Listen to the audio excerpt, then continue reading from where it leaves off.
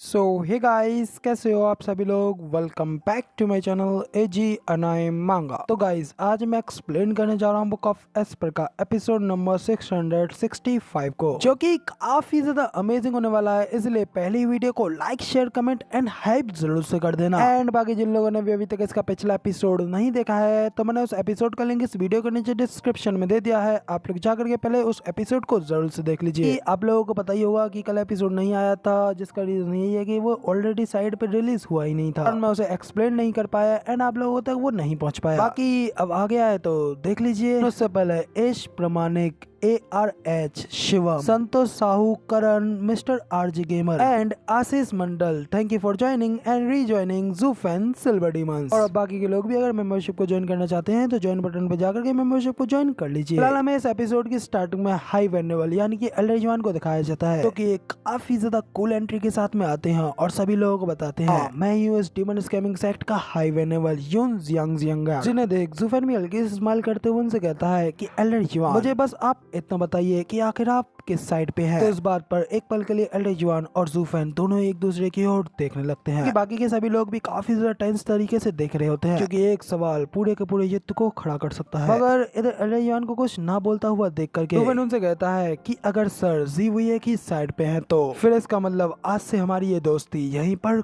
खत्म हो जाएगी। तो अब इधर हाई वेनेबल के सामने भी जूफेन को इतना सा बोल्ड देख करके सभी एल्डर्स भी जूफेन से इंप्रेस होते हुए कहते हैं कि वाकई में सचमुच में हमारे नए सेक्ट लीडर होने के लायक है। तरीके से हमारे सेक्ट के सबसे बेस्ट एक्सपर्ट के सामने खड़ा हो पाना, इतना बल्कि इस तरीके के खड़े शब्दों का इस्तेमाल भी करना वाकई में काफी ज्यादा काबिल तारीफ है। दूसरा वाला कहता है कि हाँ, वैसे भी इसके पीछे इसका मॉन्स्टरस बेटा खड़ा है और यहाँ तक कि हाई वेनेबल उस बीस्ट के एक पंच को सह नहीं सकते हैं। तो जूफेन को इस तरीके से बोल्ड तरीके से बात करते हुए देख करके वेनेबल जी तो काफी ज्यादा गुस्सा हो जाते हैं और उसके ऊपर चिल्लाते हुए कहते हैं कि जूफेन, तुम क्या ये सोचते हो कि तुम्हारे पास में अगर अधिक संख्या है तो इसका मतलब तुम सेक्ट लीडर की सीट को हटिया लोगे, और तुम हाई वेनेबल के सामने इस तरीके से बात भी कर पा रहे हो, क्या तुम उनका सामना कर भी पाओगे? वेनेबल तुम्हारे इस दुस्साहस को सजा दिए बिना बिल्कुल नहीं छोड़ने वाले। वेनेबल वेनेबल को शांत कराते हुए कहता है कि अपना मुंह बंद रख और इस तरीके से मेरी तरफ से तुम्हें बोलने की कोई जरूरत नहीं है। तो वेनेबल भी घबराहट के मारे काफी ज्यादा शौक हो जाते हैं। तो हाई वेनेबल से कहते हैं कि वेनेबल, मैंने देखा है कि इन कुछ सालों में तुमने भी काफी ज्यादा डिस्ट्रक्शन फैलाया है, बस चुपचाप साइड में खड़े रहो। एल्डर जुआन जूफेन से बड़े ही प्यार भरे तरीके से कहते हैं,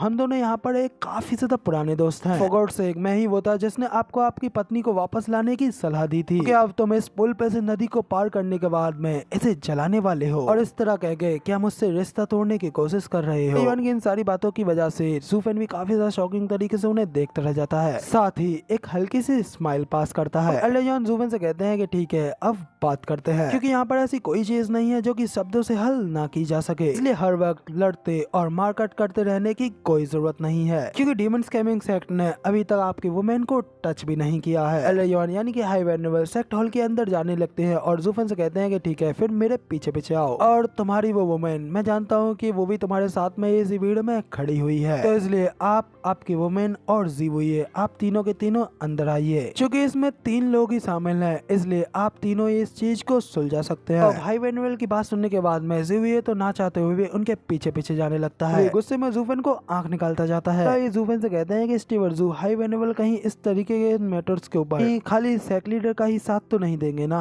इसलिए आपको बहुत ज्यादा सावधानी बरतनी चाहिए, क्योंकि अगर सर आपको कुछ भी हो जाता है, जिससे हम सब लोग बिल्कुल हेल्पलेस हो जाएंगे और बहुत ही ज्यादा कमजोर भी। तो क्यों ना मैं आपके साथ में आपकी मदद के लिए अपने साथ के 20 एक्सपर्ट्स को आपके पीछे भेजूं, तरीके से हम लोग कम से कम थोड़ी देर के लिए कुछ सामना कर ही पाएंगे। इधर उन लोगों को इस तरीके से बात करते हुए देख के वेनेबल जूफेन से कहते हैं, जूफेन, तुम वहाँ बाहर गए और वापस आने के बाद में तुमने यहाँ पर विद्रोह भी शुरू कर दिया, लेकिन क्या तुम हाई वेनेबल के साथ में बात करने से भी डर रहे हो?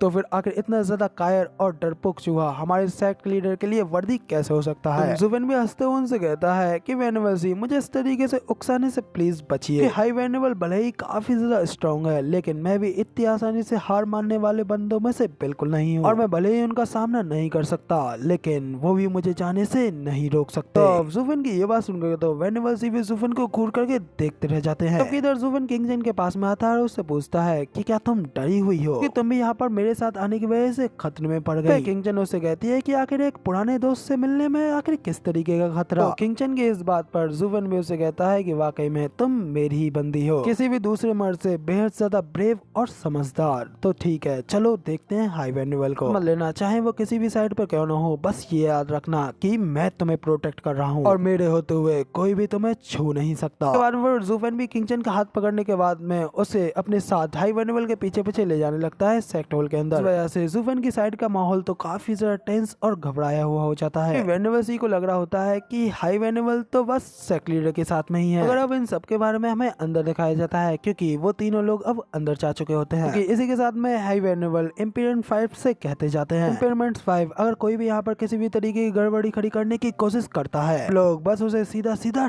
टेक डाउन कर देना। तब यहाँ पे अगला सीन हमें अंदर का दिखाया जाता है, जहाँ पे ज़ुफेन और किंगचन अभी भी दोनों साथ में खड़े होते हैं और उन लोगों के सामने सेक्ट लीडर अपनी गद्दी के ऊपर अकेला बैठा हुआ होता है। साथ ही अपने दिल में गहरे गुस्से को दबाए हुए ज़ुफेन और किंगचन दोनों को ही गुस्से में घूर करके देख रहा होता है। मगर इधर हमारा हीरो भी उससे अपनी नजरें जरा भी नहीं चुराता और उसे सीधा घूरता रहता है। वेनुअल सेक्ट के अंदर इधर ऊपर वाले कमरे में होते हैं और ज़ुफेन और किंगचन को आवाज लगाते हुए कहते हैं कि ज़ुफेन और किंगचन तुम दोनों सबसे पहले ऊपर आओ। भाई वेनुअल की ये बात सुनने के बाद में ज़ुफेन और किंगचन बिना कुछ कहे बस सीधा ऊपर जाने लगते हैं। सेक्ट लीडर बिना कुछ बोले ना उन्हें कुछ छेड़े, सिर्फ उन्हें जाता हुआ देखता रहता है। मगर उसके अंदर का भयानक गुस्सा पूरे उछाल पर होता है, लेकिन फिर भी हाई वेनुअल के ऑर्डर्स की वजह से वो कुछ नहीं कर पा रहा होता, क्योंकि सेक्ट लीडर भी हाई वेनुअल की पावर्स के बारे में अच्छी तरीके से जानता है। ज़ुफेन और किंगचन उस कमरे में आ चुके होते हैं जहाँ पे कि हाई वेनुअल ने उन्हें बुलाया होता है। फिर वहाँ पहुंचने के बाद में ज़ुफेन उनसे पूछता है कि एल्डरजुआन आखिर आपने हम दोनों को यहाँ पर क्यों बुलाया है। एल्डरजुआन ज़ुफेन की बात सुन मुड़ते हुए उससे कहते हैं क्या यही तुम्हारे प्यार की वो परीक्षा है, क्या तुम मेरा उससे कोई परिचय नहीं कराने वाले। तब एल्डरजुआन की ये बात सुनकर किंगचन भी बड़े ही पोलाइटली तरीके से उनसे कहती है हम्बल मेडन का सरनेम चू है और नाम किंगचन है और मैं किंगचन हाई वेनुअल को अपनी पूरी रिस्पेक्ट पे करती हूँ। तो किंगचन काफी ज्यादा पोलाइट तरीके से हाई वेनुअल को ग्रीट करती है। हाई वेनुअल ज़ुफेन की ओर उंगली करते हुए हंसते हुए कहते हैं ओह तो तुम चू किंगचन हो, तुम तो खूबसूरती और स्मार्टनेस दोनों में ही काफी ज्यादा बेहतर हो। तुम इतनी ज्यादा अट्रैक्टिव हो कि अगर मैं भी तुम्हारी एज की तरह ही यंगर होता और भाई मैं तो पक्का से इसका प्यार पाने के लिए ज़ुफेन का राइवल जरूर बनता। एल्डरजुआन को इस तरीके से मजाक करते हुए देख करके ज़ुफेन चिढ़ते हुए उनसे कहता है कि एल्डरजुआन वहाँ पे बाहर सोयो एक्सपर्ट्स खड़े हुए हैं, हजारों एक्सपर्ट्स बेचैनी से इंतजार कर रहे हैं, लेकिन आप इस चीज के लिए थोड़ा ज्यादा गंभीर नहीं हो सकते हैं। तो वो कहते हैं कि तुम जानते हो कि युद्ध किसी भी वक्त छिड़ सकता है, लेकिन फिर भी तुम विद्रोह करने के लिए सेना को यहाँ वापस ले आए। पर ज़ुफेन उनसे कहता है कि फिर आखिर मुझे क्या करना चाहिए था, तो अपनी जान बचानी थी। तुम जानते ही हो कि ज़िवुये कितना ज्यादा कमीना और तुच्छ है, और वैसे भी अगर वो ऐसा नहीं करते, वो लोग मेरे साथ में नहीं आते, तो भी कोई भी लीडर ऐसे घोर अपराध को बिल्कुल भी नजरअंदाज नहीं करता। इसलिए हमारे पास में एकमात्र चॉइस सिर्फ यही रह गई थी, तो यहाँ पर इस रिवेलियन के साथ में तख्ता पलट करना ही होगा। इसके अलावा मुझे कोई फर्क नहीं पड़ता है कि डीमन स्कैमिंग सेक्ट के साथ में चाहे कुछ भी हो जाए, कि जब तक हम दोनों सुरक्षित हैं मेरे लिए उतना ही काफी है। ज़ुफेन की ये बात सुनकर के एल्डरजुआन भी उससे कहते हैं कि इसका मतलब तो तुम वाकई में डीमन स्कैमिंग सेक्ट की कोई परवाह नहीं करते हो, फिर चाहे तुम्हारे सामने हमारे ये सेक्ट पूरी तरीके से डिस्ट्रॉय ही क्यों ना हो जाए, तुम्हें इससे कोई फर्क नहीं पड़ता। इस पर तो ज़ुफेन भी एक पल के लिए शांत हो जाता है और अपना मुंह बनाते हुए कहता है कि हाँ मुझे इस चीज से बिल्कुल भी कोई फर्क नहीं पड़ता।